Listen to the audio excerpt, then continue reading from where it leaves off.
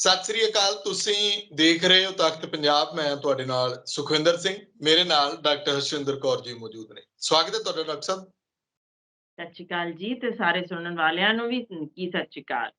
ਸਤਿ ਸ੍ਰੀ ਅਕਾਲ।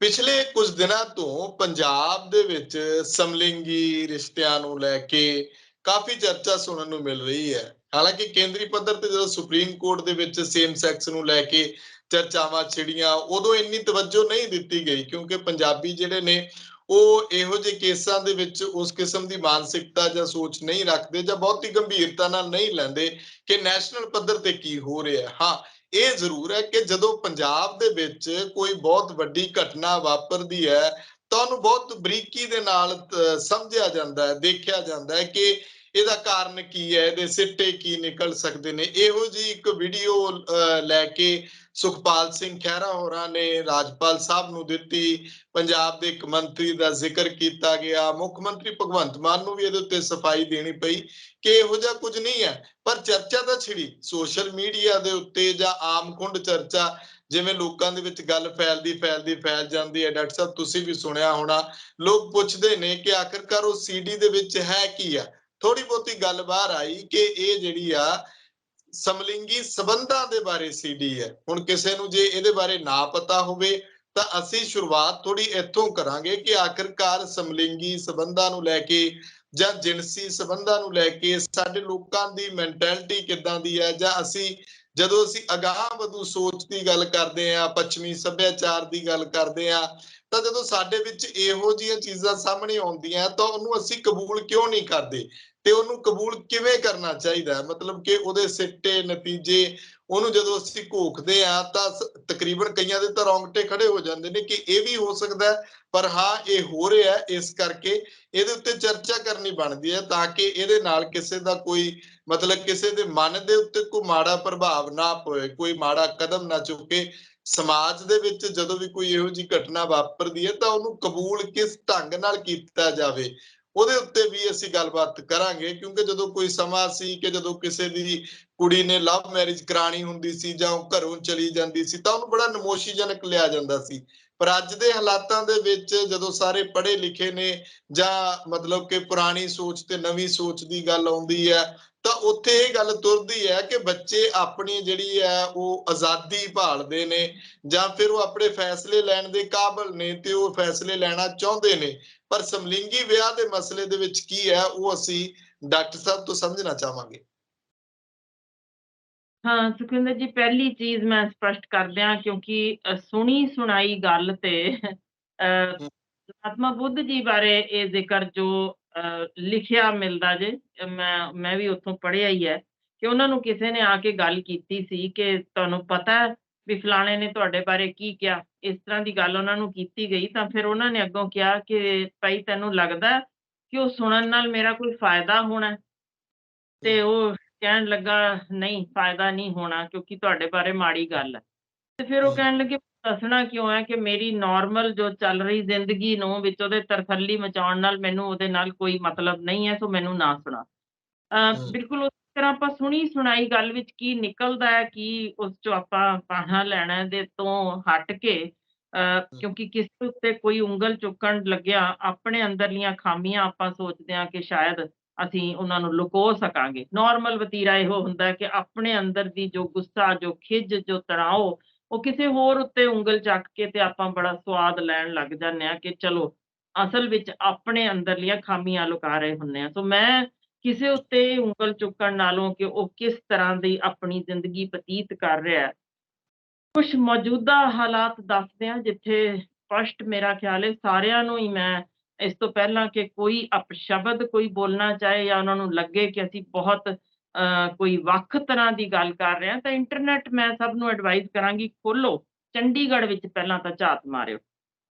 ਉੱਥੇ ਤੁਹਾਨੂੰ ਜੋ ਮਤਲਬ ਅਸੀਂ ਸਮਾਜ ਨੇ ਸਾਨੂੰ ਇਹ ਸੁਣਿਆ ਦਿੱਤਾ ਕਿ ਇਸੇ ਹੱਦ ਤੱਕ ਹੀ ਅਸੀਂ ਨਾਰਮਲ ਗਿਣਦੇ ਹਾਂ। ਉਹ ਸਮਾਜ ਨੇ ਆਪਣੇ ਆਪ ਆਪਣੀਆਂ ਹੱਦਾਂ ਤੈਅ ਕੀਤੀਆਂ ਨੇ, ਤਾਂ ਉਹਨਾਂ ਹੱਦਾਂ ਤੋਂ ਬਾਹਰ ਦੀ ਗੱਲ ਕਰਨ ਲੱਗੀਆਂ ਕਿ ਅੱਜ ਦੇ ਦਿਨ ਚੰਡੀਗੜ੍ਹ ਆਨਲਾਈਨ ਚੈੱਕ ਕਰ ਸਕਦੇ ਹੋ, ਜਿਗੋਲੋਜ਼ ਨੇ ਜਿਹੜੀਆਂ ਔਰਤਾਂ, ਜਿਹੜੀਆਂ ਬੇਟੀਆਂ ਰੱਜੇ ਪੁੱਜੇ ਘਰਾਂ ਚੋਂ ਨੇ, ਜਿਹੜੀਆਂ ਲੜਕਿਆਂ ਨੂੰ ਹਾਇਰ ਕਰਦੀਆਂ ਨੇ। ਤੋ ਇਸ ਤਰ੍ਹਾਂ ਦੇ ਜਿਗੋਲੋ ਕਲੱਬ ਦੇ ਵਿੱਚ ਚੰਡੀਗੜ੍ਹ ਪੂਰੇ ਮੁਲਕ ਵਿੱਚੋਂ ਲਗਭਗ ਪਹਿਲੇ ਨੰਬਰ ਤੇ ਆ ਚੱਲਿਆ ਜੇ, ਜਿੱਥੇ ਅੱਜ ਦੇ ਦਿਨ 7000 ਔਰਤਾਂ ਐਕਟਿਵ ਮੈਂਬਰ ਨੇ। ਮੈਂ ਫਿਰ ਦੁਹਰਾ ਦਿਆਂ, ਕਿਉਂਕਿ ਆਨਲਾਈਨ ਇਹਦੀ ਅਵੇਲੇਬਿਲਿਟੀ ਹੈ, ਆਰਾਮ ਨਾਲ ਚੈੱਕ ਕਰੋ, ਫਿਰ ਕੁਝ ਬੋਲਣਾ ਚਾਹੋ ਤਾਂ ਬੋਲਿਓ। ਤੇ ਇਸ ਵੇਲੇ 1000 ਐਕਟਿਵ ਜਿਗੋਲੋਜ਼ ਆਪਣੇ ਆਪ ਮੂੰਹੋਂ ਬੋਲਦੇ ਨੇ, ਹਾਂਜੀ ਅਸੀਂ ਵਿਕਾਊ ਹਾਂ, ਸਾਨੂੰ ਲੈ ਕੇ ਜਾ ਸਕਦੇ ਹੋ। ਇਸ ਤੋਂ ਅਗਲੀ ਥਾਂ ਤੇ ਦੂਜੇ ਨੰਬਰ ਤੇ ਦੁਬਈ ਇਸ ਵਿੱਚ ਨੰਬਰ 2 ਪਹੁੰਚ ਚੁੱਕਿਆ ਜੇ, ਕਿ ਉੱਥੇ ਵੀ ਇਸ ਤੋਂ ਜ਼ਰੂਰ ਚੰਡੀਗੜ੍ਹ ਤੋਂ ਘੱਟ ਨੇ, ਪਰ ਉੱਥੇ ਵੀ ਇਸੇ ਤਰ੍ਹਾਂ ਬਹੁਤ ਸਾਰੀਆਂ ਰੱਜੇ ਪੁੱਜੇ ਘਰਾਂ ਦੀਆਂ ਔਰਤਾਂ ਜਾਂਦੀਆਂ ਨੇ, ਜਿੱਥੇ ਉਹ ਇਸੇ ਤਰੀਕੇ ਮੁੰਡਿਆਂ ਨੂੰ ਹਾਇਰ ਕਰਦੀਆਂ ਨੇ। ਤੋ ਇਹ ਸਿਸਟਮ ਪੂਰੀ ਦੁਨੀਆ ਦੇ ਵਿੱਚ, ਮੈਂ ਚੰਡੀਗੜ੍ਹ ਖਾਸ ਤੌਰ ਤੇ ਤਾਂ ਜ਼ਿਕਰ ਗੱਲ ਕੀਤੀ ਕਿ ਆਪਾਂ ਇਹ ਸੋਚੀਏ ਕਿਤੇ ਵੀ ਸਾਡੇ ਮੁਲਕ ਵਿੱਚ ਨਹੀਂ, ਕਿ ਦਿੱਲੀ, ਕਿ ਬੈਂਗਲੋਰ, ਕਿ ਮੁੰਬਈ, ਕਿ ਤੁਸੀਂ ਜਿਸ ਮਰਜ਼ੀ ਥਾਂ ਤੇ ਜਾ ਕੇ ਦੇਖਣਾ ਚਾਹੋ, ਤੇ ਦੁਨੀਆ ਦੇ ਹਰ ਹਿੱਸੇ ਵਿੱਚ ਇਹ ਚੀਜ਼ਾਂ ਇਸ ਵੇਲੇ ਚੱਲ ਰਹੀਆਂ ਨੇ। ਦੂਸਰੀ ਗੱਲ ਕਿਤੇ ਕਰੀਏ ਆਪਾਂ, ਜਿੱਥੇ ਅਸੀਂ ਯਾਨੀ ਇੱਕ ਔਰਤ ਤੇ ਮਰਦ ਦੇ ਰਿਸ਼ਤੇ ਤੋਂ ਬਾਹਰ ਨਿਕਲ ਕੇ ਅਸੀਂ ਲੈਸਬੀਅਨ ਜਾਂ ਗੇ ਬੰਦਿਆਂ ਦੀ ਗੱਲ ਕਰਨਾ ਚਾਹੀਏ, ਜਿੱਥੇ ਔਰਤਾਂ ਔਰਤਾਂ ਨਾਲ ਸੰਬੰਧ ਰੱਖਣਾ ਚਾਹੁੰਦੀਆਂ ਨੇ, ਜਿੱਥੇ ਮਰਦ ਮਰਦਾਂ ਨਾਲ ਸੰਬੰਧ ਰੱਖਣਾ ਚਾਹੁੰਦੇ ਨੇ। 1885 ਵਿੱਚ ਪਹਿਲਾ ਯੂਰਪ ਦੇ ਵਿੱਚ ਕਲੱਬ ਖੁੱਲਿਆ ਸੀ ਗੇ ਬਾਰ, ਜਿਸ ਦੇ ਬਾਰੇ ਉਦੋਂ ਇਹ ਜ਼ਿਕਰ ਕੀਤਾ ਗਿਆ ਕਿ ਉਸ ਤੋਂ ਪਹਿਲਾਂ ਲਗਭਗ 6 ਜਾਂ 8 ਯਾਨੀ ਇੰਨੀ ਪੁਰਾਣੀ ਸਦੀ 8ਵੀਂ ਸਦੀ ਦੇ ਵਿੱਚ ਵੀ ਇਹਦਾ ਜ਼ਿਕਰ ਮਿਲਦਾ ਜੇ, ਕਿ ਉਦੋਂ ਵੀ ਇਸੇ ਤਰੀਕੇ ਸੰਬੰਧ ਮਰਦ ਦੇ ਮਰਦ ਨਾਲ ਉਹਨਾਂ ਸਮਿਆਂ ਵਿੱਚ ਲੱਭੇ ਗਏ ਸਨ। ਹੁਣ ਇਹ ਚੀਜ਼ਾਂ ਜਾਣਦੇ ਬੁੱਝਦੇ ਜ਼ਰਾ ਆਪਾਂ ਖਜੂਰਾਹੋ ਵੱਲ ਝਾਤ ਮਾਰੀਏ। ਹੂੰ, ਮੇਰਾ ਖਿਆਲ ਹੈ ਕਿ ਉਹ ਭਾਰਤੀ ਸੱਭਿਅਤਾ ਜਿਹੜੀ ਕਿਸੇ ਥਾਂ ਤੇ ਪੱਥਰਾਂ ਵਿੱਚ ਇਸ ਤਰੀਕੇ ਉਕਰੀ ਗਈ, ਤੇ ਉਹ ਵੀ ਇਹੋ ਜਿਹੀਆਂ ਪੂਜਨੀਕ ਥਾਵਾਂ ਤੇ ਰੱਖੀ ਗਈ, ਜਿੱਥੇ ਉਹਨੂੰ ਰੱਬ ਦੇ ਨੇੜੇ ਪਹੁੰਚਣ ਦਾ ਇੱਕ ਜ਼ਰੀਆ ਮੰਨ ਲਿਆ ਗਿਆ, ਤੇ ਸਰੀਰਕ ਸੰਬੰਧਾਂ ਨੂੰ ਉਹਦੇ ਵਿੱਚ ਜਿਸ ਤਰੀਕੇ ਦੀ ਖੁੱਲ੍ਹ ਦਿਖਾਈ ਗਈ, ਭਾਰਤ ਅਸਲ ਵਿੱਚ ਦੁਨੀਆ ਭਰ ਵਿੱਚ ਮੋਹਰੀ ਗਿਣਿਆ ਜਾਣ ਲੱਗ ਗਿਆ, ਜਿੱਥੇ ਨਾ ਸਿਰਫ ਕਾਮਸੂਤਰ ਵਰਗੀਆਂ ਜ਼ਿਕਰ ਦੀਆਂ ਗੱਲਾਂ ਹੋਈਆਂ, ਬਲਕਿ ਉਹਨਾਂ ਨੇ ਕਿਹਾ ਕਿ ਇਹ ਸਰੀਰਕ ਸੰਬੰਧਾਂ ਵਿੱਚ ਕੋਈ ਰੋਕ ਟੋਕ ਜਾਂ ਉਹਨੂੰ ਇੱਕ ਗਲਤ ਨਿਗਾਹ ਨਾਲ ਨਹੀਂ ਝਾਕਦੇ। ਇਹ ਉਹ ਨੇ ਲੋਕ ਜਿਹੜੇ ਇਸ ਨੂੰ ਇੱਕ ਨਾਰਮਲ ਕੁਦਰਤੀ ਰਵੱਈਆ ਮੰਨਦੇ ਹੋਏ ਇਹਨੂੰ ਰੱਬ ਤੱਕ ਪਹੁੰਚਣ ਦਾ ਰਾਹ ਵੀ ਮੰਨ ਲੈਂਦੇ ਨੇ, ਕਿ ਜੇ ਪੂਜਾ ਕਰਨ ਜਾਣਾ ਤਾਂ ਆਪਣੇ ਮਨ ਵਿੱਚ ਕਿਸੇ ਤਰ੍ਹਾਂ ਦੀ ਇਸ ਤਰ੍ਹਾਂ ਦੀ ਕਾਮ ਭਾਵਨਾ, ਜਿਹਦੇ ਵਿੱਚ ਕਿਸੇ ਨੂੰ ਤੁਸੀਂ ਆਹਤ ਕਰਨਾ, ਕਿਸੇ ਨੂੰ ਢਾਉਣਾ, ਉਹੀ ਜੀ ਗੱਲ ਨਾ ਹੋਵੇ। ਇੱਕ ਸਾਫ਼ ਮਨ ਦੇ ਨਾਲ ਜਦੋਂ ਅਸੀਂ ਰੱਬ ਨੂੰ ਪਹੁੰਚਦੇ ਹਾਂ, ਉੱਥੇ ਕਿਸੇ ਵੀ ਹੋਰ ਤਰ੍ਹਾਂ ਦੀ ਕੋਈ ਮਨ ਵਿੱਚ ਗੱਲ ਨਾ ਰੱਖ ਕੇ ਉਹ ਸਹੀ ਢੰਗ ਜੇ ਜਾਣਦਾ, ਉੱਥੇ ਨਾ ਸਿਰਫ ਸਮਲੈਂਗਿਕ ਬਲਕਿ ਸਮੂਹਕ ਦੇ ਨਾਲੋਂ ਨਾਲ ਇੱਥੋਂ ਤੱਕ ਕਿ ਜਾਨਵਰਾਂ ਨਾਲ ਵੀ ਸੰਬੰਧ ਬਣਾਉਣ ਬਾਰੇ ਜ਼ਿਕਰ ਉੱਥੇ ਉਹਨਾਂ ਨੇ ਉਕਰਿਆ ਪਿਆ। ਹੁਣ ਇਹ ਸਾਰੀਆਂ ਚੀਜ਼ਾਂ, ਮੈਂ ਹੁਣ ਉਹਨਾਂ ਸਦੀਆਂ ਤੋਂ ਗੱਲ ਕਰ ਰਹੀ ਹਾਂ ਜਿੱਥੋਂ ਤੋਂ ਇਹ ਸਾਰਾ ਕੁਛ ਚੱਲਦਾ ਵਰਤਾਰਾ, ਜਿਸ ਵਿੱਚ ਅੱਜ ਦੇ ਦਿਨ ਹੁਣ ਕਿਉਂ ਇਸ ਚੀਜ਼ ਦਾ ਜ਼ਿਕਰ ਸ਼ੁਰੂ ਹੋਇਆ। ਵੇਖੋ, ਕੁਝ ਚੀਜ਼ਾਂ ਨੇ ਜੋ ਹੱਕ ਵਿੱਚ, ਕੁਝ ਵਿਰੋਧ ਵਿੱਚ। ਮੈਂ ਸੁਖਵਿੰਦਰ ਜੀ ਸਪਸ਼ਟ ਕਰ ਦਿਆਂ ਪਹਿਲਾਂ ਹੀ, ਜਿਹੜੇ ਵੀ ਵੇਖਣ ਸੁਣਨ ਵਾਲੇ ਮੇਰੇ ਵੀਰ ਭੈਣ ਬਜ਼ੁਰਗ ਬੱਚੇ ਨੇ, ਮੈਂ ਕਿਸੇ ਹੀ ਥਾਂ ਤੇ ਇਹ ਨਹੀਂ ਕਿਹਾ ਕਿ ਮੈਂ ਇਹੋ ਜਿਹੇ ਸੰਬੰਧਾਂ ਨੂੰ ਜਾਇਜ਼ ਜਾਂ ਨਾਜਾਇਜ਼ ਠਹਿਰਾ ਰਹੀ ਹਾਂ। ਮੈਂ ਮੈਡੀਕਲ ਪੱਖੋਂ ਤੇ ਕੁਝ ਹਿਸਟੋਰੀਕਲ ਪੱਖ ਸਿਰਫ ਸਾਹਮਣੇ ਰੱਖ ਰਹੀ ਹਾਂ, ਜਿਸ ਦਾ ਸਮਾਜ ਨੇ ਫੈਸਲਾ ਕਰਨਾ, ਉਹਨੇ ਇਸ ਨੂੰ ਕੀ ਮੰਨਣਾ ਜੀ। ਦੇਖੋ, ਖੋਜਾਂ ਹੋਈਆਂ ਨੇ ਜੋ ਕਿ ਲਗਭਗ 5-6 ਲੱਖ ਬੰਦਿਆਂ ਤੇ ਹੋਈਆਂ, ਜਿਨ੍ਹਾਂ ਵਿੱਚ ਇਹੋ ਜਿਹੇ ਲੋਕ ਸ਼ਾਮਲ ਕੀਤੇ ਗਏ ਜਿਹੜੇ ਸਮਲੈਂਗਿਕ ਸਨ।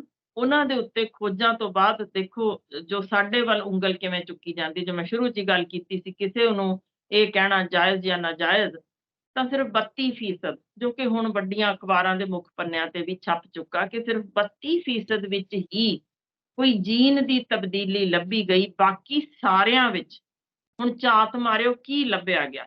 ਉਹਨਾਂ ਸਾਰਿਆਂ ਵਿੱਚ ਉਹਨਾਂ ਨੇ ਕਿਹਾ ਕਿ ਸੋਸ਼ਲ ਜਾਂ ਐਨਵਾਇਰਨਮੈਂਟਲ ਕਾਰਨ ਨੇ। ਹੁਣ ਇਹਨਾਂ ਵਿੱਚ ਸੋਸ਼ਲ ਦੇ ਵਿੱਚ ਜਾਂ ਐਨਵਾਇਰਨਮੈਂਟਲ ਕਾਜ਼ਸ ਦੇ ਵਿੱਚ ਮੈਂ ਲੈ ਆਵਾਂ, ਤਾਂ ਉਹਨਾਂ ਨੇ ਇੱਕ ਵੱਡਾ ਜ਼ਿਕਰ ਕੀਤਾ ਆਰਮੀ, ਕਿ ਫੌਜ ਦੇ ਵਿੱਚ ਲੰਮੇ ਸਮੇਂ ਤੱਕ ਜਿਹੜੇ ਯਾਨੀ ਇਕੱਲੇ ਵੀਰ ਜਿਹੜੇ ਉੱਥੇ ਬੈਠੇ ਹੁੰਦੇ ਨੇ, ਉਹਨਾਂ ਦੀ ਜਦੋਂ ਸਰੀਰ ਦੀ ਲੋੜ ਹੁੰਦੀ ਜੇ, ਜਿਸ ਤਰੀਕੇ ਦੀ ਭਾਵਨਾ ਹੁੰਦੀ ਜੇ, ਸੋ ਇਹੋ ਜਿਹੇ ਜਿਹੜੇ ਕਲੋਜ਼ਡ ਐਟਮੋਸਫੀਅਰ ਵਿੱਚ, ਜਿੱਥੇ ਭਾਵੇਂ ਉਹ ਹੋਸਟਲਸ ਹੋਣ, ਜਿੱਥੇ ਕੁੜੀਆਂ ਕੁੜੀਆਂ ਨਾਲ ਸੰਬੰਧ ਬਣਾ ਰਹੀਆਂ ਹੋਣ ਜਾਂ ਮੁੰਡੇ ਮੁੰਡਿਆਂ ਨਾਲ ਬਣਾ ਰਹੇ ਹੋਣ, ਜਾਂ ਜਿਵੇਂ ਮੈਂ ਇੱਕ ਆਰਮੀ ਦਾ ਜ਼ਿਕਰ ਕੀਤਾ, ਇਸੇ ਤਰੀਕੇ ਬਹੁਤ ਸਾਰੇ ਹੋਰ ਵੀ ਇਹੋ ਜਿਹੀਆਂ ਥਾਵਾਂ ਜਿੱਥੇ ਕਾਫੀ ਚਿਰ ਤੁਹਾਨੂੰ ਵੱਖ ਤੇ ਇੱਕ ਵੱਖਰੇ ਮਾਹੌਲ ਵਿੱਚ ਰਹਿਣਾ ਪਿਆ ਹੋਏ, ਉਹਨਾਂ ਥਾਵਾਂ ਵਿੱਚ ਇਹ ਚੀਜ਼ ਆਮ ਗਿਣੀ ਗਈ। ਆਮ ਲਫ਼ਜ਼ ਇਸ ਕਾਰਨ ਕਿ ਮੈਡੀਕਲ ਪੱਖੋਂ ਵੇਖਿਆ ਗਿਆ ਕਿ ਜੇ ਬਹੁਤੇ ਸਮੇਂ ਤੱਕ ਬੰਦੇ ਨੂੰ ਆਪਣੀ ਅੰਦਰਲੀ ਸਰੀਰਕ ਲੋੜ ਦੀ ਜੋ ਅਹਿਸਾਸ ਨੂੰ ਦੱਬਣਾ ਪਵੇ ਤਾਂ ਮਾਨਸਿਕ ਰੋਗੀ ਹੋ ਜਾਂਦਾ ਜੇ। ਕਈ ਵਾਰ ਉਹ ਯਾਨੀ ਸੀਰੀਅਲ ਕਿਲਰ ਵਜੋਂ ਜਾਂ ਸੀਰੀਅਲ ਰੇਪਿਸਟ ਵੱਲੋਂ ਜਾਂ ਆਪਣੇ ਆਪ ਨੂੰ ਫੋਰਸਫੁਲੀ ਕਿਸੇ ਉੱਤੇ ਲਾਗੂ ਕਰਨ ਵਜੋਂ ਇਸ ਤਰੀਕੇ ਦੇ ਨਾਲੋਂ ਨਾਲ ਸੀਵੀਅਰ ਡਿਪਰੈਸ਼ਨ ਵੀ, ਜਾਂ ਉਹਨੂੰ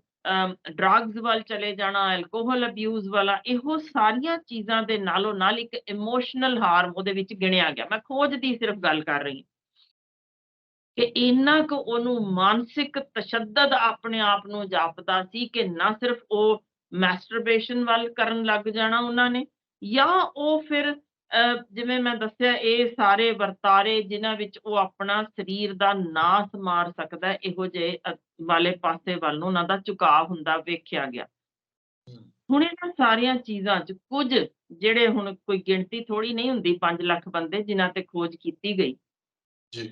ਵਿੱਚ ਜੋ ਸਵਾਲ ਉੱਠੇ ਉਹ ਅਹਿਮ ਨੇ। ਸਵਾਲ ਸੁਖਵਿੰਦਰ ਜੀ ਇਹ ਸਨ, ਮਿਸਾਲ ਵਜੋਂ ਉਹਨਾਂ ਕਿਹਾ ਕਿ ਜਿਨ੍ਹਾਂ ਨੂੰ ਸਮਾਜ ਨਾਰਮਲ ਗਿਣਦਾ, ਜੇ ਇੱਕ ਮਰਦ ਤੇ ਔਰਤ ਦਾ ਰਿਸ਼ਤਾ, ਤਾਂ ਧਿਆਨ ਕਰਿਓ ਉਹ ਨਾਰਮਲ ਰਿਸ਼ਤਿਆਂ ਵਿੱਚੋਂ ਕੀ ਉਸੇ ਮਾਹੌਲ ਵਿੱਚੋਂ ਮਰਦ ਘਰੋਂ ਬਾਹਰ ਕੋਈ ਹੋਰ ਰਿਸ਼ਤਾ ਤਾਂ ਨਹੀਂ ਬਣਾ ਰਹੇ?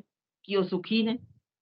ਕਿ ਕੀ ਉਹਨਾਂ ਘਰਾਂ ਵਿਚਲੀਆਂ ਔਰਤਾਂ ਬਾਹਰ ਕੋਈ ਹੋਰ ਰਿਸ਼ਤੇ ਤਾਂ ਨਹੀਂ ਗੰਢਣ ਤੁਰ ਪਈਆਂ? ਕੀ ਕਿਤੇ ਵਾਈਫ ਸਵੈਪਿੰਗ ਤਾਂ ਨਹੀਂ ਹੋਣੀ ਸ਼ੁਰੂ ਹੋ ਗਈ? ਯਾਨੀ ਇਹੋ ਜਿਹੇ ਕਿਤੇ ਤੁਸੀਂ ਆਪਣੀ ਬੌਸ ਦੇ ਕੋਲੋਂ ਆਪਣੀ ਪ੍ਰਮੋਸ਼ਨ ਲਈ ਆਪਣੀ ਪਤਨੀ ਪੇਸ਼ ਤਾਂ ਨਹੀਂ ਕਰਨ ਲੱਗ ਗਏ? ਯਾਨੀ ਉਹਨੂੰ ਅਸੀਂ ਨਾਰਮਲ ਗਿਣਦੇ ਹਾਂ, ਜਿਹਦੇ ਵਿੱਚ ਮੈਰਿਟਲ ਰੇਪਸ ਜੋ ਸੁਪਰੀਮ ਕੋਰਟ ਨੇ ਮੰਨ ਲਿਆ ਕਿ ਹਾਂਜੀ ਇਹੋ ਜਿਹੇ ਰਿਸ਼ਤਿਆਂ ਵਿੱਚ ਵੀ ਬਲਾਤਕਾਰ ਗਿਣਿਆ ਜਾਣ ਲੱਗ ਪਿਆ ਕਿ ਔਰਤ ਉੱਤੇ ਜਦੋਂ ਜਬਰੀ ਇਸ ਤਰੀਕੇ ਦਾ ਅਸੀਂ ਸਰੀਰਕ ਸੰਬੰਧ ਬਣਾਉਣ ਦਾ ਕੋਸ਼ਿਸ਼ ਕੀਤਾ ਜਾਣਾ। ਇਹ ਸਾਰੇ ਵਰਤਾਰੇ ਵੇਖਦੇ ਹੋਏ ਹੁਣ ਜ਼ਰਾ ਕੁ ਦੂਜੇ ਪਾਸੇ ਝਾਤ ਮਾਰੀਏ।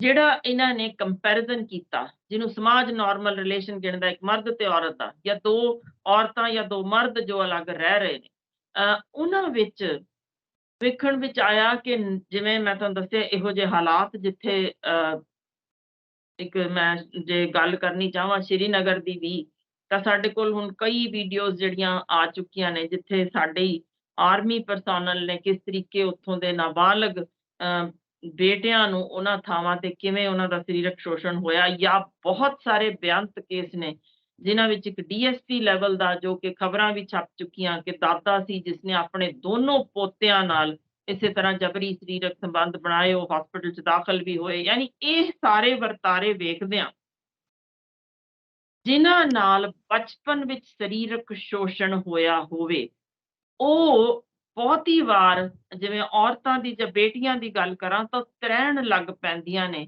ਕਿ ਮੈਂ ਕਿਸੇ ਮਰਦ ਨਾਲ ਰਿਸ਼ਤਾ ਗੰਢ ਹੀ ਨਹੀਂ ਸਕਦੀ ਕਿ ਮੇਰੇ ਸਕੇ ਪਿਓ ਨੇ ਜਾਂ ਮੇਰੇ ਚਾਚੇ ਨੇ ਜਾਂ ਤਾਏ ਨੇ ਜਾਂ ਮੇਰੇ ਸਕੇ ਭਰਾ ਨੇ, ਜੇ ਉਹਨਾਂ ਨੇ ਮੇਰਾ ਚੀਰਹਰਣ ਕੀਤਾ ਹੈ, ਤਾਂ ਉਹ ਜਿਸ ਤਰੀਕੇ ਦੇ ਮਾਨਸਿਕ ਰੋਗੀ ਬਣ ਕੇ ਨਿਕਲਦੀ ਹੈ, ਉਹਦੇ ਲਈ ਨਾਰਮਲ ਜਿਹਨੂੰ ਅਸੀਂ ਕਹਿੰਦੇ ਹਾਂ ਉਹੀ ਜਿਹੇ ਰਿਸ਼ਤੇ ਗੰਢਣੇ ਉਹਦੇ ਲਈ ਬਹੁਤ ਔਖੇ ਹੋ ਜਾਂਦੇ ਨੇ। ਜੀ। ਹੁਣ ਇਹ ਸਾਰੇ ਵਰਤਾਰੇ ਵਿੱਚ ਵੀਰ ਇੱਕ ਸਵਾਲ ਮੈਂ ਵੀ ਪੁੱਛਣਾ ਚਾਹੁੰਦੀ ਹਾਂ ਤੁਹਾਨੂੰ, ਕਿ ਤੁਸੀਂ ਆਪ ਸੋਚ ਕੇ ਦੇਖੋ, ਤੁਸੀਂ ਇੱਕ ਬੇਟਾ ਹੁੰਦਿਆਂ ਹੋਇਆਂ ਕਿਵੇਂ ਇਸ ਚੀਜ਼ ਦਾ ਜਵਾਬ ਦਓਗੇ ਕਿ ਇਹ ਖਬਰ ਪੜ੍ਹਨ ਨੂੰ ਮਿਲੀ ਹੋਵੇ ਕਿ ਇੱਕ ਪੁੱਤਰ ਨੇ ਆਪਣੀ ਮਾਂ ਦਾ ਬਲਾਤਕਾਰ ਕੀਤਾ? ਇਹ ਕਿਸ ਤਰੀਕੇ ਹਜ਼ਮ ਕੀਤੀ ਜਾਂਦੀ ਹੈ ਖਬਰ? ਜਾਂ ਫਿਰ ਸਕੇ ਭਰਾ ਨੇ ਭੈਣ ਦਾ ਬਲਾਤਕਾਰ ਕੀਤਾ? ਫਿਰ ਮੈਨੂੰ ਇਹ ਦੱਸੋ ਕਿ ਮਨੁੱਖੀ ਤਸਕਰੀ ਕੀ ਦੁਨੀਆ ਵਿੱਚ ਕਿਤੇ ਬੰਦ ਹੋ ਸਕੀ? ਅਸੀਂ ਇਹ ਕਹਿ ਰਹੇ ਹਾਂ ਕਿ ਇਹ ਸੰਬੰਧ ਨਾਰਮਲ ਨੇ ਔਰਤ ਮਰਦ ਦੇ, ਜੋ ਕਿ ਸਾਰੇ ਰੱਖ ਰਹੇ ਨੇ, ਤਾਂ ਫਿਰ ਕੌਣ ਨੇ ਜਿਹੜੇ ਇਹ ਵਪਾਰ ਨੂੰ ਜਾਰੀ ਰੱਖ ਰਹੇ ਨੇ? ਇਹ ਮਨੁੱਖੀ ਤਸਕਰੀ ਕਿਹਨਾਂ ਲਈ ਹੋ ਰਹੀ ਹੈ? ਕਿਉਂ ਸਾਡੇ ਬੇਟੇ ਵੀ ਚੁੱਕੇ ਜਾ ਰਹੇ ਨੇ? ਕਿਸ ਕਾਰਨ? ਤੇ ਕੌਣ ਉਹਨਾਂ ਦੇ ਖਰੀਦਦਾਰ ਨੇ? ਇਸੇ ਤਰ੍ਹਾਂ ਬੇਟੀਆਂ, ਜਿਹੜਾ ਇਹ ਸਿਲਸਿਲਾ ਜੇ ਇਹ ਵਧੀ ਜਾ ਰਿਹਾ ਲਗਭਗ ਦੁੱਗਣੀ ਤਿਗਣੀ ਚੌਗਣੀ ਰੇਟ ਤੇ, ਇਸ 'ਚ ਕਿਤੇ ਕਮੀ ਨਹੀਂ ਆਈ। ਹੁਣ ਇਹਦੇ ਨਾਲੋਂ ਨਾਲ ਜਿਸ ਤਰੀਕੇ ਦੇ ਫਿਜ਼ੀਕਲ ਅਬਿਊਜ਼, ਹੁਣ ਮੈਂ ਗੱਲ ਕਰ ਰਹੀ ਹਾਂ 68 ਤੋਂ 70% ਨੇ ਜਿਹੜੀਆਂ ਸਾਡੀਆਂ ਔਰਤਾਂ ਘਰੇਲੂ ਹਿੰਸਾ ਦਾ ਸ਼ਿਕਾਰ ਹੋ ਰਹੀਆਂ ਨੇ। ਜੇ ਤੁਸੀਂ ਦੂਸਰੇ ਪੱਖ ਲਓਗੇ ਨਾ, ਇਸ ਤਰ੍ਹਾਂ ਦੇ ਲੈਸਬੀਅਨ ਜਾਂ ਗੇ, ਇਹਨਾਂ ਦੇ ਮੈਨੂੰ ਦੱਸੋ ਸੇਮ ਸੈਕਸ ਮੈਰਿਜਸ ਵਿੱਚ ਵੀ ਜਿਹੜੇ ਲੱਗੇ ਹੋਏ ਨੇ, ਕਿਉਂਕਿ 33-34 ਮੁਲਕ ਲਗਭਗ ਇਹਨੂੰ ਜਾਇਜ਼ ਠਹਿਰਾ ਰਹੇ ਨੇ। ਜਦੋਂ ਇਹ ਕੰਪੈਰੀਜ਼ਨ ਕੀਤਾ ਗਿਆ ਤਾਂ ਇੰਟੀਮੇਟ ਪਾਰਟਨਰ ਵਾਇਲੈਂਸ, ਯਾਨੀ ਆਪਸੀ ਜਿਹੜਾ ਇਸ ਤਰੀਕੇ ਦਾ ਘਰੇਲੂ ਹਿੰਸਾ ਜਿਸ ਨੂੰ ਗਿਣੀ ਜਾਣੀ, ਉਹ ਤੁਸੀਂ ਹੈਰਾਨ ਹੋਵੋਗੇ ਕਿ ਜਿਸ ਇਹ ਸੇਮ ਸੈਕਸ ਮੈਰਿਜਸ ਵਾਲਿਆਂ ਵਿੱਚ ਘੱਟ ਸੀ। ਸਮਾਜ ਤਾਂ ਜਾਇਜ਼ ਇਸ ਵਤੀਰੇ ਨੂੰ ਕਹਿ ਰਿਹਾ ਹੈ, ਤੇ ਜੇ ਇਸ ਜਾਇਜ਼ ਠਹਿਰਾਉਂਦੇ ਦੇ ਵਿੱਚ ਅਸੀਂ ਗੱਲ ਕਰਦੇ ਹਾਂ ਕਿ ਇਹਨਾਂ ਨੂੰ ਬਾਹਰ ਜਾਣ ਦੀ ਅਜੇ ਵੀ ਲੋੜ ਪੈ ਰਹੀ ਹੈ, ਤਾਂ ਫਿਰ ਇਹ ਕਿਤੇ ਨਾ ਕੁਝ ਅਸੀਂ ਜਬਰੀ ਕਿਤੇ ਨਾ ਕਿਤੇ ਰਿਲੇਸ਼ਨ ਬਣਾਏ ਜਾ ਰਹੇ ਨੇ, ਜਿੱਥੇ ਇਹ ਸਾਹਮਣੇ ਵਰਤਾਰਾ ਆ ਰਿਹਾ ਜੇ। ਹੁਣ ਦੂਜੀ ਚੀਜ਼, ਇਹਨਾਂ ਵਿੱਚ ਇਮੋਸ਼ਨਲ ਸਟ੍ਰੈਸ ਘੱਟ ਲੱਭਿਆ ਜਿਹੜੇ ਸਮਲੈਂਗਿਕ ਸਨ। ਆਖਰ ਕਿਉਂ? ਅਸੀਂ ਨਾਰਮਲ ਵਰਤਾਰਾ ਗਿਣਦੇ ਹੋਏ ਇੱਕ ਔਰਤ ਤੇ ਮਰਦ ਜਦੋਂ ਨਾਰਮਲ ਰਿਸ਼ਤਾ ਨਿਭਾ ਰਹੇ ਨੇ, ਸਮਾਜਿਕ ਬੰਧਨਾਂ ਦੇ ਵਿੱਚ ਰਹਿ ਰਹੇ ਨੇ, ਤਾਂ ਫਿਰ ਉਹਨਾਂ ਨੂੰ ਕਿਸ ਚੀਜ਼ ਦਾ ਇੰਨਾ ਜ਼ਿਆਦਾ ਤਣਾਅ ਹੈ? ਕਿਉਂ ਉਹ ਵੱਧ ਤਣਾਅ ਦੇ ਵਿੱਚ ਸਹਾਰ ਰਹੇ ਨੇ? ਕਿ ਆਪਸੀ ਉਹਨਾਂ ਦੇ ਰਿਸ਼ਤੇ ਨਿੱਘੇ ਨਹੀਂ ਨੇ? ਹੁਣ ਇਹਨਾਂ ਵਿੱਚ ਜਦੋਂ ਗੱਲ ਕੀਤੀ ਗਈ ਕਿ ਤੁਸੀਂ ਜਿਹੜੇ ਨਸ਼ਿਆਂ ਵੱਲ ਨੂੰ ਇਹਨਾਂ ਦਾ ਝੁਕਾਅ ਹੋਣਾ, ਤਾਂ ਉਹਦੇ ਵਿੱਚ ਦੇਖਿਆ ਗਿਆ ਕਿ ਸ਼ਰਾਬ ਜਾਂ ਨਸ਼ੇ ਵੱਲ ਝੁਕਾਓ ਰੱਖਣ ਵਾਲੇ ਅ, ਦੋਨੋਂ ਪੱਖ ਬਰਾਬਰ ਦੇ ਸਨ। ਹੁਣ ਇਹਨਾਂ ਵਿੱਚ ਜਿਹੜੇ ਜ਼ਿਆਦਾ ਡਰੱਗਸ ਲੈਣ ਵਾਲੇ ਲੱਭੇ, ਉਹ ਸਮਲੈਂਗਿਕ ਸਨ। ਮੈਂ ਸਪਸ਼ਟ ਕਰ ਦਿਆਂ ਇੱਕ ਹੋਰ ਚੀਜ਼ ਕਿ HIV ਜਦੋਂ ਸਟਾਰਟ ਹੋਈ ਸੀ ਜਾਂ ਏਡਜ਼, ਉਦੋਂ ਵੀ ਸਮਲੈਂਗਿਕ ਇਹਨਾਂ ਸੰਬੰਧਾਂ ਕਾਰਨ ਹੀ ਲੱਭਿਆ ਗਿਆ ਸੀ ਕਿ ਜਦੋਂ ਇਹ ਬਿਮਾਰੀ ਦਿਖੀ ਤਾਂ ਫਿਰ ਪਤਾ ਲੱਗਿਆ ਦਾ ਅਸਲ ਕਾਰਨ ਕਿੱਥੋਂ ਸ਼ੁਰੂ ਹੋ ਰਹੀ ਹੈ। ਉਦੋਂ ਫਿਰ ਬਾਅਦ ਵਿੱਚ ਪਤਾ ਲੱਗਿਆ ਕਿ ਨਸਾਂ ਵਿੱਚ ਜਿਸ ਤਰੀਕੇ ਅਸੀਂ ਯੂਜ਼ਡ ਜਾਂ ਸੇਮ ਸਿਰਿੰਜਸ ਕਰ ਰਹੇ ਉਹਨਾਂ ਰਾਹੀਂ ਵੀ ਹੋ ਰਹੀ ਹੈ, ਪਰ ਮੇਨ ਇਹਦਾ ਸਟ੍ਰੈਸ ਸੀ ਕਿ ਇਹ ਸਮਲੈਂਗਿਕ ਨੇ ਜਿਹੜੇ, ਇਹ ਜਿੱਥੋਂ ਇਹ ਮਰਦਾਂ ਤੋਂ ਰੋਗ ਸ਼ੁਰੂ ਹੋਇਆ, ਫਿਰ ਜਿਸ ਤਰੀਕੇ ਉਹ ਘਰਾਂ ਵਿੱਚ ਆਪਣੀਆਂ ਪਤਨੀਆਂ ਤੱਕ ਪਹੁੰਚੇ, ਉੱਥੇ ਜਦੋਂ ਸੰਬੰਧ ਬਣਾਏ ਤਾਂ ਉਹਨਾਂ ਨੂੰ ਅੱਗੋਂ ਦਿੱਤੀ ਗਈ, ਫਿਰ ਉਹਨਾਂ ਨੇ ਅੱਗੋਂ ਜੋ ਬੱਚੇ ਜੰਮੇ ਉਹਨਾਂ ਤੱਕ, ਯਾਨੀ ਇਹ ਰਾਹ ਬਾਅਦ ਵਿੱਚ ਸਮਝ ਆਏ ਕਿ ਅੱਛਾ ਜੀ ਸ਼ੁਰੂ ਉੱਥੋਂ ਹੋਈ, ਪਰ ਇਹ ਅਗਾਂਹ ਇਸ ਤਰੀਕੇ ਤੁਰਦੀ ਰਹੀ ਸਰੀਰਕ ਸੰਬੰਧਾਂ ਨਾਲ। ਹੁਣ ਇਹੀ HIV ਦਾ ਬਹੁਤ ਭਾਰੀ ਗਿਣਤੀ ਵਿੱਚ ਸਮਲੈਂਗਿਕ ਦੇ ਵਿੱਚ ਹੀ ਇਹ ਲੱਭਿਆ ਗਿਆ ਜੇ। ਅੱਜ ਵੀ ਜੇ ਕੰਪੈਰੀਜ਼ਨ ਕਰੋਗੇ ਤਾਂ ਇਹਨਾਂ ਵਿੱਚ ਵੱਧ ਦਿਸਦਾ ਜੇ। ਕੁਝ ਕਿਸਮ ਦੇ ਕੈਂਸਰ ਨੇ ਜਿਹੜੇ ਸਮਲੈਂਗਿਕ ਹੀ ਇਹਨਾਂ ਵਿੱਚ ਵੱਧ ਦਿਸਦੇ ਨੇ।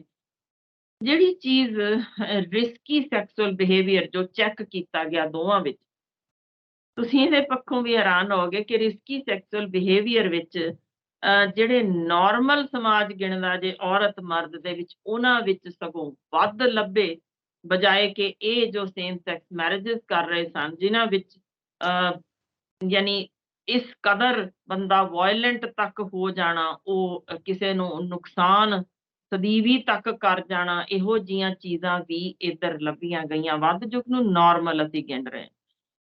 ਹੁਣ ਇਹਨਾਂ ਵਿੱਚ ਜਿਹੜੇ ਸਵਾਲ ਉੱਠਦੇ ਨੇ ਉਹ ਇਹ ਕਿ ਸਮਾਜ ਇਹਨਾਂ ਰਿਸ਼ਤਿਆਂ ਨੂੰ ਨਾਰਮਲ ਨਹੀਂ ਗਿਣਦਾ। ਤਾਂ ਇਹਦਾ ਮਤਲਬ ਹੈ ਇੱਕ ਅਜਿਹਾ ਸਿਸਟਮ ਜਿਹੜਾ ਇਹਨਾਂ ਦਾ ਸਪੋਰਟ ਸਿਸਟਮ ਹੁੰਦਾ ਜੇ, ਕਿਉਂਕਿ ਇਨਸਾਨ ਬਿਨਾਂ ਸਮਾਜ ਦੇ ਰਹਿ ਨਹੀਂ ਸਕਦਾ।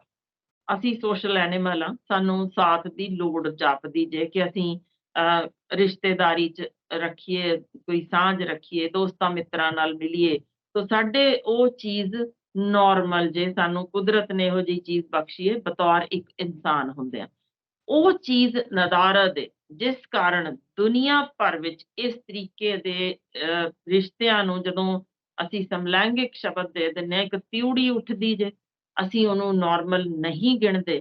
ਤਾਂ ਉਹ ਲੋਕਾਂ ਦੇ ਜਦੋਂ ਲੋੜ ਪੈਣ ਉੱਤੇ, ਜਦੋਂ ਉਹਨਾਂ ਨੂੰ ਲੱਗੇ ਵੀ ਹੁਣ ਅਸੀਂ ਇਕੱਲੇ ਹਾਂ ਜਾਂ ਪਾਰਟਨਰ ਦੀ ਡੈਥ ਹੋ ਜਾਏ ਜਾਂ ਬਹੁਤ ਹੋਰ ਚੀਜ਼ਾਂ ਵਜੋਂ ਉਹ ਕੱਟੇ ਜਾਂਦੇ ਨੇ ਸਮਾਜ ਵੱਲੋਂ, ਸੋ ਇਹ ਸੀਵੀਅਰ ਡਿਪਰੈਸ਼ਨ ਦਾ ਸ਼ਿਕਾਰ ਹੋਣਾ, ਡਰੱਗਸ ਜਾਂ ਅਲਕੋਹਲ ਵੱਲ ਤੁਰ ਜਾਣਾ, ਲਿਵਰ ਡੈਮੇਜ ਤੱਕ ਕਰਾ ਜਾਣੀ, ਇਹ ਚੀਜ਼ਾਂ ਇਹਨਾਂ 'ਚ ਵੇਖੀਆਂ ਗਈਆਂ। ਪਰ ਸਭ ਤੋਂ ਵੱਡਾ ਸਵਾਲ, ਜਦੋਂ ਇਹ ਚਾਹੁੰਦੇ ਨੇ ਅਸੀਂ ਅੱਗੋਂ ਬੱਚਾ ਲੈਣਾ, ਉਹ ਇੱਕ ਵਰਤਾਰਾ ਸਮਾਜ ਬਿਲਕੁਲ ਕਿਸੇ ਵੀ ਥਾਂ ਤੇ ਐਕਸੈਪਟ ਨਹੀਂ ਕਰ ਰਿਹਾ।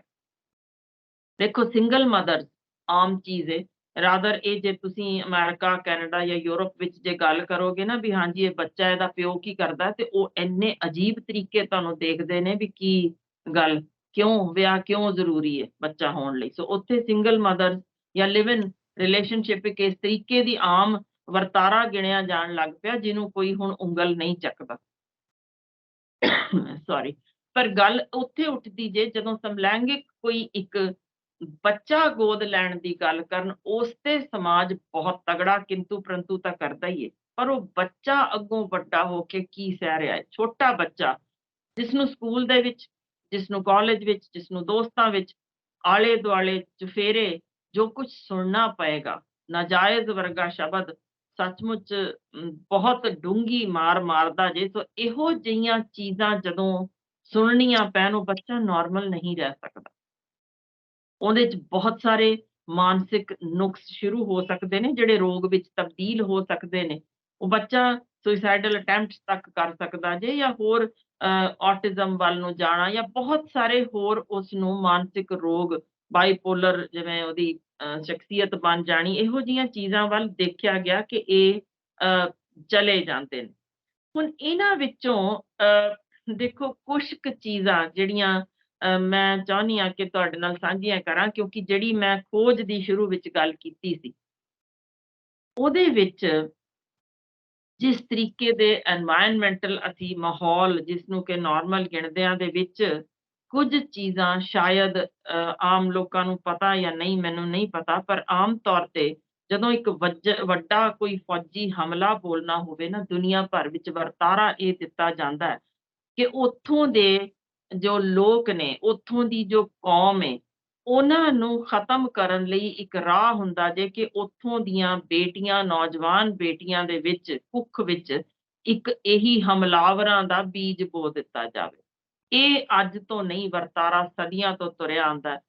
ਜਿੱਥੇ ਬੇਟੀਆਂ ਦੇ ਹੋਸਟਲਸ ਬੰਦ ਕਰਕੇ ਜਿਸ ਤਰੀਕੇ ਉਹਨਾਂ ਨੂੰ ਗਰਭਵਤੀ ਬਣਾਇਆ ਜਾਂਦਾ ਸੀ, ਇਹੀ ਜੋ ਫੌਜੀ ਜਾ ਕੇ ਉੱਥੇ ਥਾਵਾਂ ਤੇ ਕਰਦੇ ਰਹੇ, ਇਹ ਵਰਤਾਰੇ ਦੁਨੀਆ ਭਰ ਵਿੱਚੋਂ ਸਾਹਮਣੇ ਆ ਚੁੱਕੇ ਹੋਏ ਨੇ, ਜਿੱਥੇ ਇਹਨਾਂ ਵਿੱਚ ਕਿਉਂਕਿ ਉਹ ਬਹੁਤ ਸਾਰੇ ਉਹ ਫੌਜੀ ਹੁੰਦੇ ਸੀ ਜਿਹੜੇ ਕਈ ਚਿਰਾਂ ਤੋਂ ਘਰੋਂ ਬਾਹਰ ਹੁੰਦੇ ਸਨ, ਲਗਾਤਾਰ ਇਸ ਤਰੀਕੇ ਦੇ ਹੱਲਿਆਂ ਵਿੱਚ। ਸੋ ਉਹ ਜਿਵੇਂ ਆਪੋ ਵਿੱਚ ਵੀ ਸਮਲੈਂਗਿਕ ਸੰਬੰਧ ਰੱਖਦੇ ਹੋਏ ਤੇ ਫਿਰ ਇਸ ਤਰੀਕੇ ਦੇ ਜੋ ਰੇਪਸ ਉਸ ਤੋਂ ਬਾਅਦ ਹੋਏ, ਇਹਨਾਂ ਕੇਸਿਸ ਵਿੱਚ ਭਾਰੀ ਮਾਤਰਾ ਵਿੱਚ ਸੈਕਸੁਅਲੀ ਟ੍ਰਾਂਸਮਿਟਡ ਡਿਜ਼ੀਜ਼ਜ਼ ਜਿਨ੍ਹਾਂ ਵਿੱਚ HIV ਸ਼ਾਮਲ ਸੀ, ਹੈਪੇਟਾਈਟਸ ਸੀ, ਬੀ, ਬਹੁਤ ਸਾਰਾ ਕੁਛ ਇਹਨਾਂ ਵਿੱਚ ਲੱਭਿਆ ਗਿਆ, ਜਿਨ੍ਹਾਂ ਵਿੱਚ ਜਿਹੜੇ ਰੋਗ ਸਨ ਉਹਨਾਂ ਨੂੰ ਜਿਸ ਤਰੀਕੇ ਦੇ ਜਕੜੇ, ਉਹਨਾਂ ਵਿੱਚ ਉਹਨਾਂ ਦੀ ਉਮਰ ਬਹੁਤੀਆਂ ਦੀ ਛੋਟੀ ਰਹਿ ਗਈ, ਜਾਂ ਫਿਰ ਜਿਸ ਤਰੀਕੇ ਦੀ ਗਰਭ ਠਹਿਰੇ ਉਹਨਾਂ ਵਿੱਚੋਂ ਕਿੰਨੇ ਪ੍ਰੀਮੈਚੁਰ ਡੈਥਸ ਹੋਈਆਂ, ਕਿੰਨੀਆਂ ਇੰਟਰਾਯੂਟਰਾਈਨ ਡੈਥਸ ਹੋਈਆਂ, ਕਿੰਨੇ ਜੰਮ ਕੇ ਉਹ ਕਿਵੇਂ ਸੁੱਟੇ ਗਏ, ਜਾਂ ਕਿਸ ਤਰੀਕੇ ਫਿਰ ਤੁਸੀਂ ਸਮਝ ਸਕਦੇ ਹੋ ਇਹਨਾਂ ਬੱਚਿਆਂ ਨੂੰ ਕੀ ਨਾਮ ਦਿੱਤਾ ਜਾਣਾ। ਇਹ ਚੁਫੇਰਿਓਂ ਸਾਡੇ ਸਮਾਜ ਦੇ ਵਿੱਚ ਜੋ ਵਰਤਾਰੇ ਨੇ ਨਾ ਵੀਰਾ, ਮੈਂ ਉਹਦੇ ਵਿੱਚ ਫਿਰ ਜਿਵੇਂ ਪਹਿਲਾਂ ਸਵਾਲ ਪੁੱਛਿਆ ਸੀ, ਫਿਰ ਸਵਾਲ ਪੁੱਛਦੀ ਹਾਂ ਕਿ ਜਿਹਨੂੰ ਅਸੀਂ ਨਾਰਮਲ ਰਿਸ਼ਤੇ ਗਿਣਦੇ ਹਾਂ, ਕਿ ਉਹਨਾਂ ਰਿਸ਼ਤਿਆਂ ਵਿੱਚ ਦਾਜ ਖਾਤਰ ਔਰਤਾਂ ਅੱਜ ਵੀ ਸਾੜੀਆਂ ਜਾਂਦੀਆਂ ਨੇ? ਜੇ ਸਾੜੀਆਂ ਜਾਂਦੀਆਂ ਨੇ ਤਾਂ ਕਿਉਂ? ਕੀ ਇਹ ਨਾਰਮਲ ਗਿਣਦੇ ਰਿਸ਼ਤਿਆਂ ਵਿੱਚ ਅੱਜ ਵੀ ਜੇ ਕੋਈ ਬੇਟੀ ਇਸ ਚੀਜ਼ ਨੂੰ ਮਨਾ ਕਰ ਦਿੰਦੀ ਹੈ ਕਿ ਮੈਂ ਕਿਸੇ ਦੇ ਜ਼ੋਰ ਜ਼ਬਰਦਸਤੀ ਹੇਠ ਸਰੀਰਕ ਸੰਬੰਧ ਨਹੀਂ ਬਣਾਉਣੇ, ਮੈਨੂੰ ਗਰਲਫ੍ਰੈਂਡ ਭਾਵੇਂ ਤੂੰ ਬਣਾਇਆ ਹੋਇਆ, ਪਰ ਮੈਂ ਇਸ ਹੱਦ ਤੱਕ ਨਹੀਂ ਜਾਣਾ, ਤਾਂ ਉਸ ਤੇ ਤੇਜ਼ਾਬ ਕਿਉਂ ਪਾ ਦਿੱਤਾ ਜਾਂਦਾ ਹੈ? ਯਾਨੀ ਇਹ ਨਾਰਮਲ ਗਿਣਦੇ ਰਿਸ਼ਤਿਆਂ ਵਿੱਚ ਵੀ ਕੀ ਔਰਤ ਨੂੰ ਅੱਜ ਬਰਾਬਰੀ ਦਾ ਕਿਸੇ ਪਾਸਿਓਂ ਅਹਿਸਾਸ ਹੋਵੇ, ਇਹ ਅਸੀਂ ਦਾਅਵਾ ਕਰ ਸਕਦੇ ਹਾਂ? ਜਿਹੜੇ ਕਰ ਸਕਦੇ ਨੇ, ਮੇਰਾ ਇੱਕ ਸਵਾਲ ਜ਼ਰੂਰ ਉਹਨਾਂ ਨੂੰ ਹੈ ਕਿ ਜੇ ਅੱਜ ਵੀ ਦੱਸੋ ਕੋਈ ਔਰਤ ਇਹ ਸੋਚੇ ਵੀ ਮੈਂ ਆਪਣੇ ਪਤੀ ਨੂੰ ਤਿਆਗ ਦਿੰਨੀ ਆ, ਬੱਚਿਆਂ ਨੂੰ ਤਿਆਗ ਦਿੰਨੀ ਆ, ਰੱਬ ਨੂੰ ਪਾਉਣ ਲਈ ਮੈਂ ਚੱਲੀ ਆ ਤੇ ਇਕੱਲੀ ਨਿਕਲ ਰਹੀ ਆ, ਇਹ ਸਮਾਜ ਉਹਨੂੰ ਕੀ ਕਹੇਗਾ? ਪਰ ਜਦੋਂ ਮਰਦ ਨਿਕਲਦਾ ਉਹ ਮਹਾਤਮਾ ਬੁੱਧ ਬਣ ਜਾਂਦਾ। ਜੇ ਅੱਜ ਵੀ ਕੋਈ ਔਰਤ ਇਹ ਦਾਅਵਾ ਕਰੇ ਕਿ ਮੈਂ ਅਗਨ ਪ੍ਰੀਖਿਆ ਆਪਣੇ ਪਤੀ ਦੀ ਲੈਣਾ ਚਾਹੁੰਦੀ ਆ, ਇਹ ਠੀਕ ਨਹੀਂ ਹੈ, ਇਹਦਾ ਵਰਤਾਰਾ ਠੀਕ ਨਹੀਂ ਹੈ, ਤਾਂ ਉਹ ਸਮਾਜ ਉਸਨੂੰ ਕੀ ਕਹੇਗਾ? ਪਰ ਜੇ ਮਰਦ ਲੈਂਦਾ ਹੈ ਤਾਂ ਅਸੀਂ ਉਹਨੂੰ ਰੱਬ ਗਿਣਦੇ ਹਾਂ ਕਿ ਇਹ ਰੱਬ ਹੈ ਸਾਡਾ, ਇਹ ਭਗਵਾਨ ਰਾਮ ਬਣ ਜਾਂਦੇ ਨੇ। ਬਿਲਕੁਲ ਇਸੇ ਤਰ੍ਹਾਂ ਮੈਂ ਸ਼ਾਇਦ ਬਹੁਤ ਜਣੇ ਨਾਰਾਜ਼ ਹੋਣ, ਪਰ ਮੈਂ ਫਿਰ ਵੀ ਇਹ ਸਵਾਲ ਤਾਂ ਪੁੱਛਣ ਦਾ ਹੱਕ ਰੱਖਦੀ ਹਾਂ ਕਿ ਜੇ ਸਾਡੇ ਸਤਿਕਾਰਯੋਗ ਗੁਰੂ ਨਾਨਕ ਸਾਹਿਬ ਦੇ ਥਾਂ ਤੇ ਜੇ ਸਾਡੀ ਮਾਂ ਸੁਲੱਖਣੀ ਕਿਤੇ ਇਸੇ ਤਰ੍ਹਾਂ ਬਾਹਰ ਨਿਕਲੀ ਹੁੰਦੀ ਕਿ ਮੈਂ ਸਮਾਜ ਨੂੰ ਸੁਧਾਰਨ ਦਾ ਜ਼ਿੰਮਾ ਚੁੱਕਣਾ ਚਾਹੁੰਦੀ ਹਾਂ, ਤਾਂ ਕਿ ਉਹਨਾਂ ਸਮਿਆਂ ਵਿੱਚ ਸਮਾਜ ਇਹ ਇਜਾਜ਼ਤ ਦੇ ਦਿੰਦਾ ਜਾਂ ਉਹਨਾਂ ਨੂੰ ਉਸੇ ਹੀ ਨਜ਼ਰ ਨਾਲ ਵੇਖਦਾ ਜਿਸ ਨਜ਼ਰ ਨਾਲ ਅਸੀਂ ਗੁਰੂ ਨਾਨਕ ਸਾਹਿਬ ਨੂੰ ਅੱਜ ਦੇਖ ਰਹੇ ਹਾਂ। ਯਾਨੀ ਔਰਤ ਨੂੰ ਬਰਾਬਰੀ ਦਾ ਦਰਜਾ ਕਦੇ ਵੀ ਕਿਸੇ ਵੀ ਥਾਂ ਮਿਲਿਆ ਨਹੀਂ। ਕਿ ਉਹ ਸੋਚ ਸਕਦੇ ਹੋ ਕਿ ਕੋਈ ਔਰਤ ਕਵੇ ਕਿ ਮੈਂ ਅੱਜ ਇਸ ਤਰੀਕੇ ਆਪਣਾ ਹਰਮ ਤਿਆਰ ਕਰਨਾ ਚਾਹੁੰਦੀ ਹਾਂ, ਜਿਵੇਂ ਪਹਿਲਾਂ ਰਾਜੇ ਮਹਾਰਾਜੇ ਕਰਦੇ ਰਹੇ ਕਿ ਮੈਂ ਵੀ ਹੁਣ ਰੱਜੇ-ਪੁੱਜੇ ਘਰੋਂ ਆ, ਮੈਂ ਵੀ ਇਸ ਤਰ੍ਹਾਂ ਹੀ ਘਰ ਰੱਖਣੇ ਨੇ, ਤਾਂ ਉਹਨੂੰ ਸਮਾਜ ਕੀ ਨਜ਼ਰ ਨਾਲ ਦੇਖੇਗਾ ਤੇ ਕੀ ਇਹ ਬਰਾਬਰੀ ਦਾ ਅਹਿਸਾਸ ਸਿਰਫ਼ ਵਕਤੀ ਤੌਰ ਤੇ ਕੋਈ ਅਹੁਦੇ ਨੂੰ ਗਿਣ ਰਹੇ ਹਾਂ ਕਿ ਇਹ ਔਰਤ ਇਸ ਥਾਂ ਤੇ ਪਹੁੰਚੀ ਤੇ ਉਸ ਥਾਂ ਤੇ ਜਾ ਕੇ ਵੀ ਜਿਵੇਂ ਕੰਮਕਾਰ ਦੀ ਥਾਂ ਤੇ ਔਰਤਾਂ ਦਾ ਸਰੀਰਕ ਸ਼ੋਸ਼ਣ ਹੋ ਰਿਹਾ ਜੇ, ਇਹ ਨਾਰਮਲ ਵਰਤਾਰਾ ਕਿਸ ਤਰੀਕੇ ਸਮਾਜ ਗਿਣ ਰਿਹਾ ਜੇ। ਯਾਨੀ ਕਿਸੇ ਵੀ ਪਾਸਿਓਂ ਹਾਂ, ਸ਼ਿਕਾਰ ਔਰਤ ਹੀ ਹੁੰਦੀ ਹੋਵੇ ਤੇ ਜਦੋਂ ਉਹ ਕਵੇ ਕਿ ਮੈਂ ਬਚਪਨ ਪੂਰੇ ਵਿੱਚ ਸ਼ਿਕਾਰ ਹੁੰਦੀ ਰਹੀ ਤੇ ਅੱਜ ਮੈਂ ਆਪਣੀ ਨਾਲ ਦੀ ਹਾਨਣ ਦੇ ਨਾਲ ਦਿਲ ਫਰੋਲ ਸਕਦੀ ਹਾਂ, ਉੱਥੇ ਮੈਨੂੰ ਕੋਈ ਮਾਰ ਕੁਟਾਈ ਨਹੀਂ, ਮੈਂ ਉਹਦੇ ਨਾਲ ਰਹਿਣਾ ਪਸੰਦ ਕਰ ਰਹੀ ਹਾਂ, ਮੈਂ ਜਿਉਣਾ ਚਾਹੁੰਦੀ ਹਾਂ ਉਹਦੇ ਨਾਲ, ਆਪਣੀਆਂ ਸਧਰਾਂ ਪੂਰੀਆਂ ਕਰਨਾ ਚਾਹੁੰਦੀ ਹਾਂ, ਤਾਂ ਫਿਰ ਆਪਾਂ ਉਹਨੂੰ ਐਬਨੋਰਮਲ ਕੌਣ ਗਿਣ ਰਿਹਾ ਜੇ? ਉਹੀ ਸਮਾਜ ਜਿਹੜੇ ਇਹ ਵਰਤਾਰੇ ਇੱਕ ਨਾਰਮਲ ਔਰਤ ਜੋ ਨਾਰਮਲ ਘਰ-ਬਾਰ ਵਿੱਚ ਰਹਿ ਰਹੀ ਹੈ ਉਹਦੇ ਨਾਲ ਇਹ ਕਰ ਰਿਹਾ ਜੇ।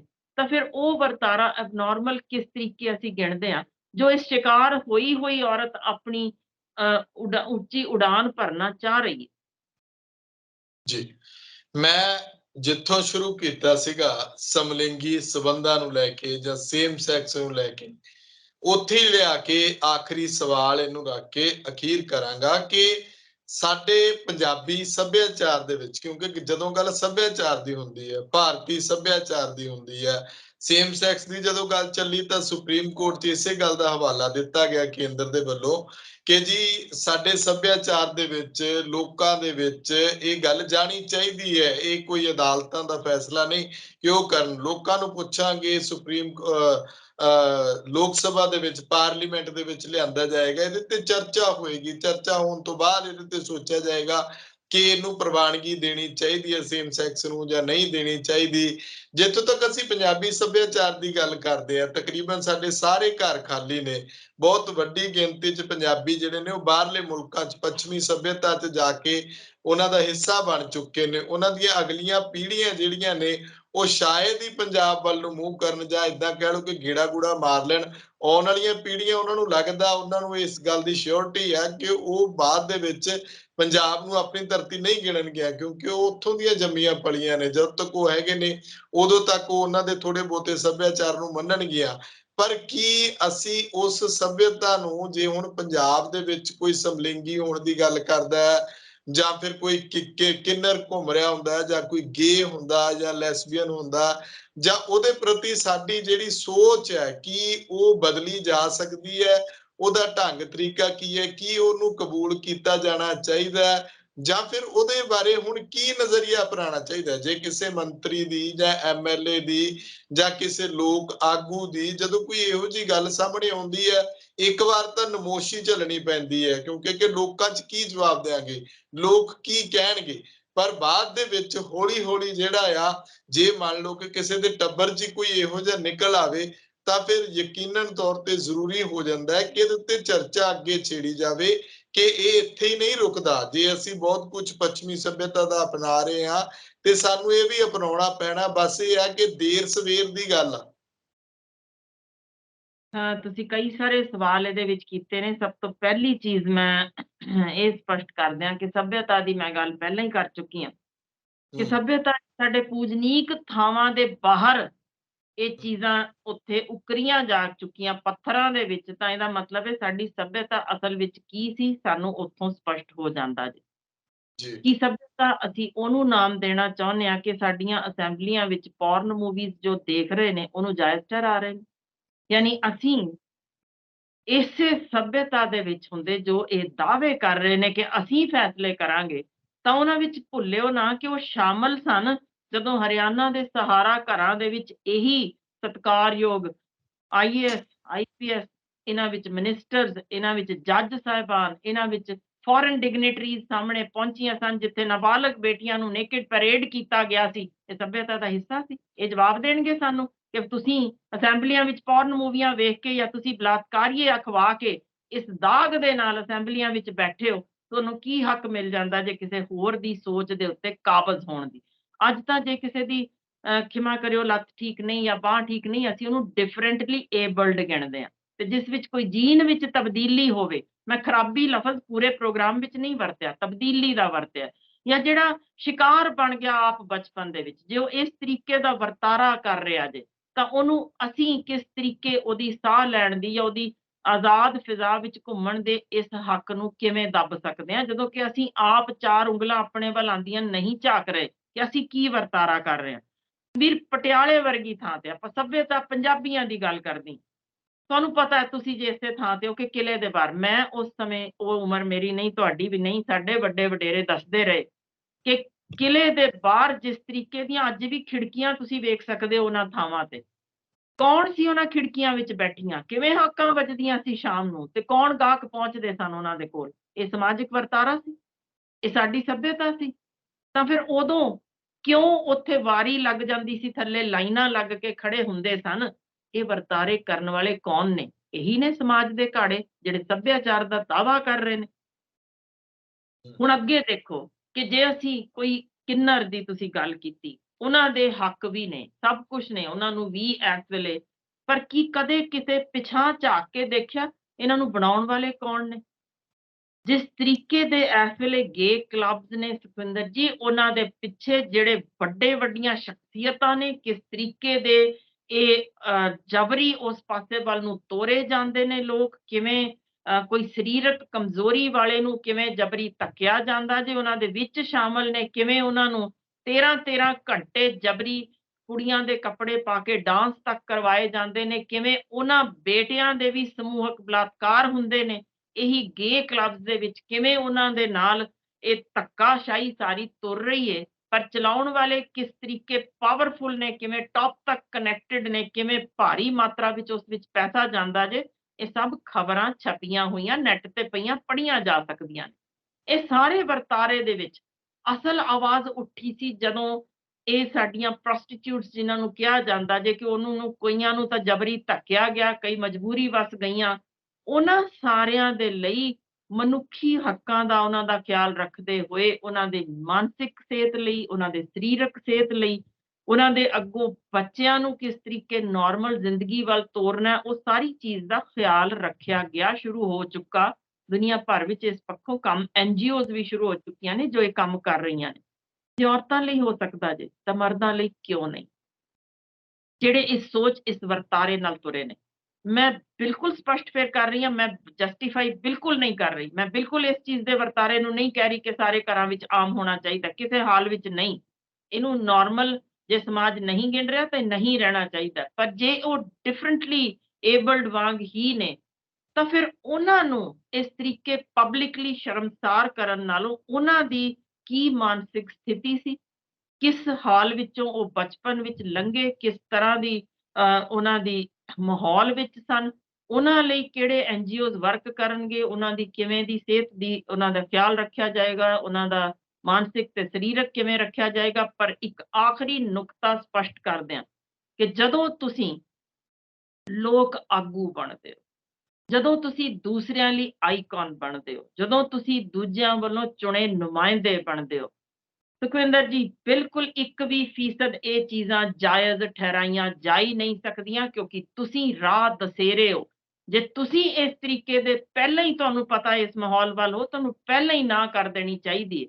ਆਪਣੇ ਵਰਤਾਰੇ ਘਰ ਦੀ ਚਾਰ ਦੀਵਾਰੀ 'ਚ ਰੱਖੋ ਜਦੋਂ ਤੱਕ ਤੁਸੀਂ ਆਈਕਨ ਨਹੀਂ ਹੋ, ਪਰ ਜੇ ਤੁਸੀਂ ਲੋਕ ਆਗੂ ਹੋ ਤਾਂ ਮਤਲਬ ਇਹ ਤੁਹਾਨੂੰ ਆਪਣਾ ਆਪ ਸਪਸ਼ਟ ਹੋਣਾ ਚਾਹੀਦਾ ਕਿ ਮੈਂ ਨਵੀਂ ਪੀੜ੍ਹੀ ਲਈ ਰਾਹ ਦਸੇਰਾ ਬਣਨਾ ਜੇ, ਸਿਰਫ ਆਪਣੀ ਕੁਰਸੀ ਤੱਕ ਸੀਮਤ ਨਹੀਂ ਹੋਣਾ। ਪੋਲੀਟੀਸ਼ੀਅਨ ਡਜ਼ਨਟ ਮੀਨ ਕਿ ਤੁਸੀਂ ਸਿਰਫ ਆਪਣਾ ਜਾਂ ਆਪਣੇ ਟੱਬਰ ਦਾ ਇੱਥੇ ਤੱਕ ਸੀਮਤ ਹੋ ਕੇ ਰਹਿ ਜਾਣਾ। ਆਗੂ ਹੋਣ ਦਾ ਮਤਲਬ ਹੈ ਤੁਸੀਂ ਆਉਣ ਵਾਲੀਆਂ ਪੁਸ਼ਤਾਂ, ਆਉਣ ਵਾਲੀਆਂ ਨਸਲਾਂ ਨੂੰ ਸੁਨੇਹਾ ਕੀ ਦੇ ਰਹੇ ਹੋ।